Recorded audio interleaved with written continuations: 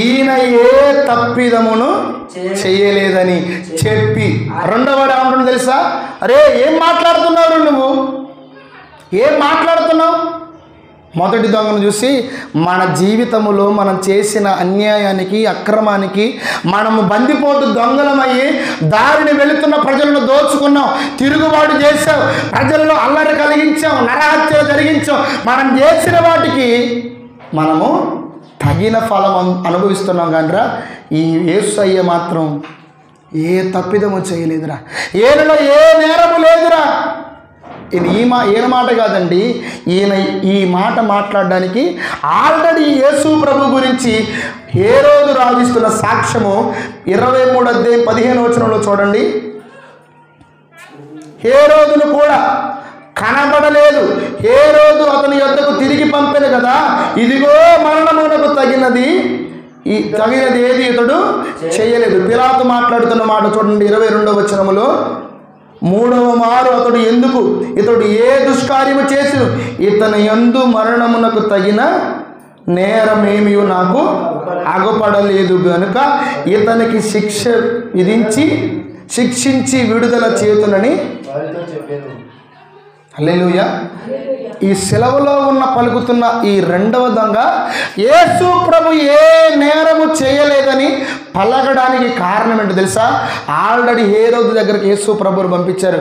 హేరోదు యేసు ప్రభువును చూశాడు, పరీక్షించాడు, ఆయనతో మాట్లాడాడు. అరే ఒక సర్టిఫికెట్ ఇచ్చాడు, యేసు ప్రభువుకి శిక్ష వేయడానికి వీల్లేదు, ఈయనలో ఏ నేరము లేదు అని యేసు ప్రభుకు ఒక సర్టిఫికెట్ ఇచ్చి మరలా పిలాతు దగ్గర గవర్నర్ దగ్గరికి యేసు ప్రభుని పంపితే ఇగో హేరోదు ఇచ్చిన సర్టిఫికెట్ ఏంటి తెలుసా? యేసు ప్రభువులు ఏ శిక్ష ఏ నేరము లేదు. నేను కూడా యేసయ్యను పరీక్షించాను, నేను కూడా యేసయ్యను చూసుకుంటూ వస్తున్నాను, ఈయనలో ఏ నేరము లేనే లేదు, మరణానికి తగిన కారణము లేదు, ఈయనను శిక్ష వేయకూడదని ఈయన కూడా సర్టిఫికెట్ ఇచ్చాడు. ఆ మాటలు విన్న ఈ రెండవ దొంగ పలుకుతున్న మాటలు తెలుసా? మన జీవిత కాలంలో మన బ్రతుకు దినములో మనం చేసినవి మన నెత్తి మీదకి వచ్చాయి. ఈరోజు శిలువ శిక్ష మనం అనుభవిస్తున్నాము, కానీ యేసు ప్రభు ఏ నేరము చేయలే, ఏ నేరం చేయలేదండి. కానీ ఈనాడు ఇన్ని మాటలు యేసు ప్రభు గురించి ఒక గవర్నర్ చెబుతున్న మాట, ఒక రాజు పలుకుతున్న మాట ఏమని? ఈయనలో ఏ నేరము లేదు, ఈయనలో ఏ తప్పిదము లేదు. కానీ ఈనాడు ప్రజలు ఏమన్నా తెలుసా? యేసు ప్రభు పాపని ఒకడు అంటాడు, యేసు ప్రభు వ్యభిచారని ఒకడు అంటుండు, యేసు ప్రభు మంచివాడు కాదంటుండు, యేసు ప్రభు తిరుగుబాటుదారులు అంటుండు, యేసు ప్రభు మతాలను, యేసు ప్రభు కులాలను, యేసు ప్రభు కుటుంబాలను కోల్చడానికి వచ్చాడని అంటుండు. కానీ రాజు ఏమంటుండో ఈయనలో ఏ నేరం లేదు. పిలాతు అంటుండు, గవర్నర్, రోమన్ గవర్నర్ అంటుండు, ఈయనలో ఏ నేరము లేదు. ఈ మాటలు కనపడవు మనకి, లోకములో ఉన్న ప్రజలకి ఇవి కనపడవండి. సరే దొంగ ఏమంటుండో చెప్పండి, ఏమంటుండో దొంగ? యేసు ప్రభుని అరే ఇతరులు ఏ నేరం కనపట్టలేదురా అంటారు. అసలు ఒక దొంగ ఇస్తున్న సర్టిఫికెట్, ఒక రాజు ఇస్తున్న సర్టిఫికెట్, ఒక గవర్నర్ ఇస్తున్న సర్టిఫికెట్ ఏంటి తెలుసా? యేసు ప్రభులో ముడత, మచ్చ, కలంకము, డాగు ఏది లేదు. ఈనాడు అంటున్నది చూడండి, ఎన్ని మాటలు యేసయ్య గురించి ఎన్ని మాటలు మాట్లాడుతున్నారు చూడండి. నోటికి పట్టరాని మాటలు, కాని మాటలు, అనగూడని మాటలు. రాజు చెబుతున్న మాట, పిలాతు చెబుతున్న మాట. సరే కనీసం దొంగ మనలాంటి ఆలోచనలు కలిగి మనలాంటి జీవితాన్ని జీవించిన దొంగ అంటున్న మాట చూడండి, దొంగ అంటున్న మాట.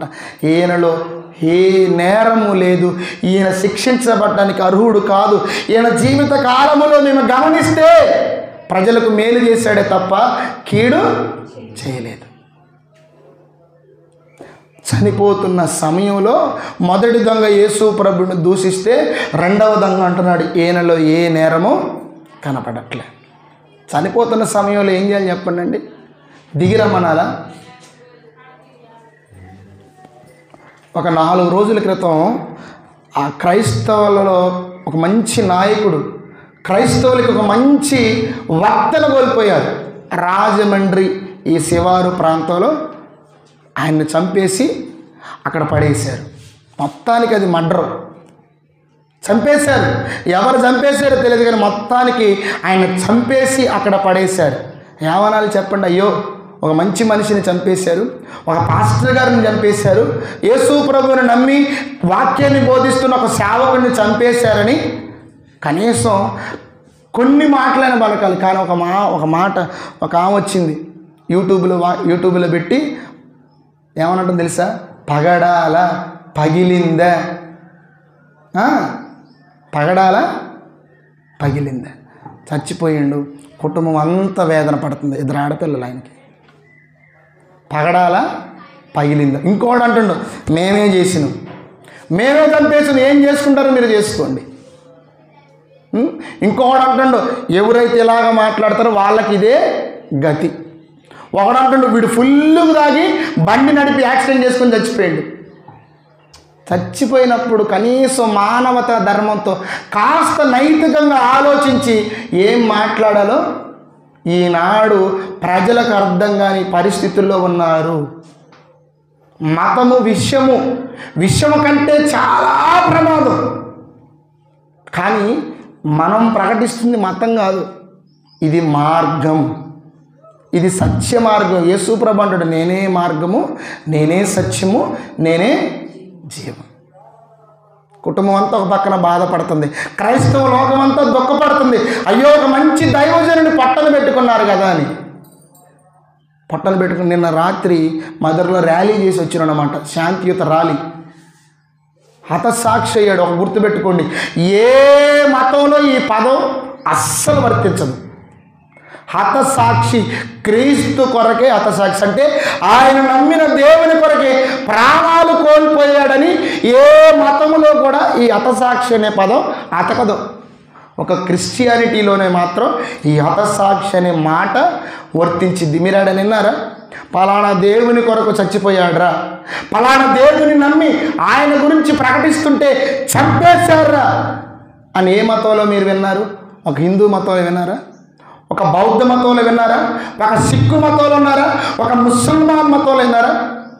ఏ మతంలో ఈ మాట రాదు, ఇటువంటి వ్యక్తులు ఉండరు. కానీ ఒక్క యేసు ప్రభువును నమ్మి ఈయన నిజదేవుడని ప్రకటిస్తూ ఆయన జీవితంలో బ్రతుకుతుంటే మంచి మనిషి చనిపోయినప్పుడు, ఒక మంచి సేవకుడు చనిపోయి క్రైస్తవ లోకం కుటుంబం అంతా దుఃఖిస్తూ కన్నీరు కారిస్తూ, ప్రభువా ఏంటి పరిస్థితి అని వాళ్ళు వేదన పడుతుంటే ఏమంటుంది? పగడాల పగిలిందే. ఇంకోటి అంటే మేమే చంపేసినాం, మా జోలికి వస్తే మేము ఇంకెవరినైనా చంపుతాం. వాడంటే వీడు ఫుల్గా దాగి డ్రైవింగ్ చేస్తాడు. మొత్తానికి ఏం చేశారో తెలియదు, దారుణంగా చంపేశారండి. దారుణంగా చంపేశారు. చచ్చిపోయి బాధపడుతున్న సమయంలో ఈ మాటల, చచ్చిపోయి బాధపడుతున్న సమయంలో ఇలాంటి ఆలోచనల. అసలు నిజంగా అండి, మనకంటే మృగాలు నయం, పక్షులు నయం. ఒక కాకి చచ్చిపోతే 100 కాకులు వస్తాయి, ఒక కోతి చచ్చిపోతే 100 కోతులు వస్తాయి. మనిషి ఏంటో రాను మృగంగా మారిపోతాడు. ఏమనంటుండో చూడండి. నిన్ను నువ్వు రక్షించుకో, మమ్మల్ని రక్షించండి. దూషణ, అవమానము, హేళనగా మాట్లాడుతున్నారు యేసు ప్రభువుని. కానీ రెండోవాడు ఏమంటుండో తెలుసా? మన జీవిత కాలంలో మనం చేసిన వాటికి తగిన ఫలము అనుభవిస్తున్నాం. కానీ యేసయ్య మాత్రం ఏ నేరం చేయలేదురా. ఆయనలో ఈ మరణానికి, ఈ శిలువ శిక్షకు ఆయన అర్హుడు కాదురా. హల్లెలూయా. చూడండి, యేసు ప్రభులో నేరము లేదని, యేసు ప్రభులో తప్పు లేదని యేసు ప్రభు గురించి క్లీన్ చిట్ ఇచ్చారు. క్లీన్ చిట్ ఇస్తే ఒక రాజు అంటున్నమాట, ఒక గవర్నర్ అంటున్నమాట, ఒక దొంగ అంటున్నమాట. ఈనాడు యేసు ప్రభు గిట్టని వారని ఎన్ని మాటలు మాట్లాడుతున్నారు, ఎన్ని మాటలు, నోటికి పట్టరాని మాటలు, సమాజం వినకూడని మాటలు యేసయ్య గురించి దూషిస్తూ మాట్లాడుతున్నారు, అవమానిస్తూ మాట్లాడుతున్నారు. వీళ్ళకి తెలియదండి యేసు ప్రభు గురించి. హేరోదు రాజుకు తెలియదా? పిలాతుకు తెలియదా? సరే దొంగ తెలియదా? వాళ్ళు ముగ్గురే ఉన్నారు. అసలు ఈయనలో ఏ నేరం లేదు. ఏ రోజు కూడా యేసు ప్రభువులో నేరం జరిగినట్టు, యేసు ప్రభు ద్వారా నేరం జరిగినట్టు, యేసు ప్రభు జీవితంలో తప్పున్నట్లు వీళ్ళు అసలు ఇస్తున్న సాక్ష్యం ఏ శిక్ష వేయడానికి ఈయనలో ఎటువంటి ఫాల్ట్, లోపం, ఒకటి నెగిటివ్ షేడ్స్ లేవు.